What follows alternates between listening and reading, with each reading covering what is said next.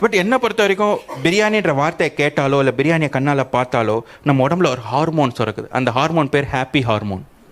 அப்படியே ஒரு இனம் புரியாத ஒரு சந்தோஷம். அதாவது நம்ம ஒய்ஃப் நம்மகிட்ட மன்னிப்பு கேட்டால் எப்படி இருக்கும், எதிர்பார்க்கவே மாட்டோம். பட் அது நடந்து அந்த மாதிரி ஒரு பிரியாணி பார்த்தோன்னா ஒரு குழந்தைய அழுவுது,